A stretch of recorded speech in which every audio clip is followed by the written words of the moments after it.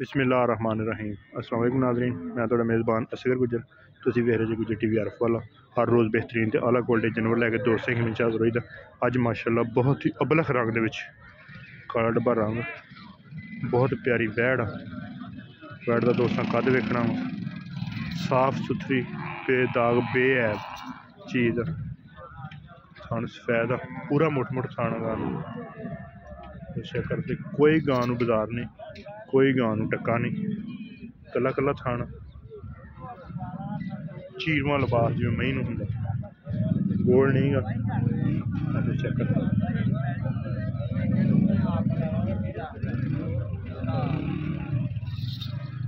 दोस्तों कद चंगा वा गां, माशाअल्लाह कद बड़ा प्यारा वा, बेहतरीन काला डब्बा रंग।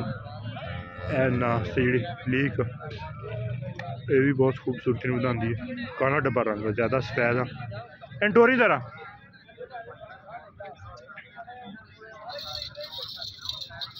छोटा छोटा कान है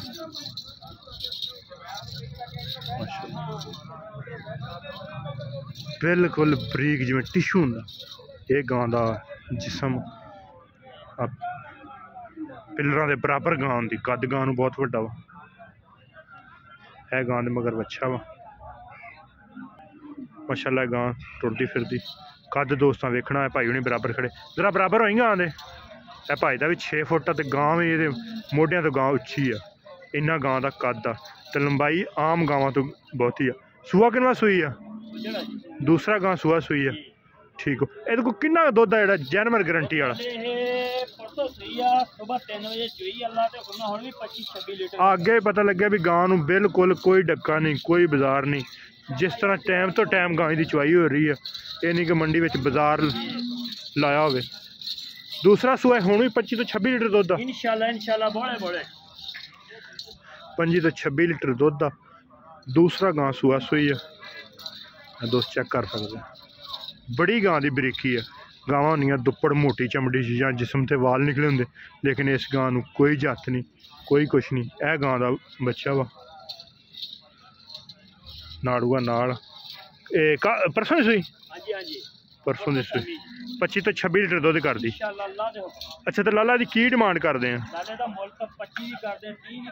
कोई सोहनी जी गल यार, निक्की जी बहुती वड्डी नहीं, कुछ 12 लाख रुपया। तो ये भी कोई प्यार मुहब्बत हैगी आ। 20-25 लीटर दुध, 25 लीटर होना जो गारंटी वाला 25 तो 26 लीटर दुध हैगा। ठीक हो, ये केड़ी नस्ल चा गावां दे बारे पता जी? आस्ट्रेलियन कोई विच क्रॉस, कोई फ्रीजन वाला भी चक्कर लगदा, लेकिन गां दी नस्ल जात प्यारी है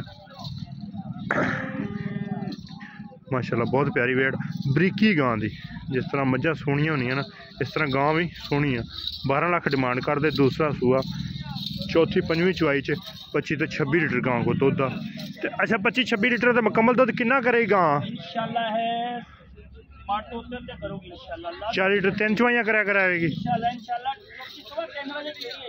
सुबह की चुवाई गां की हुई आ, हुण 3 का टाइम हो गया वा।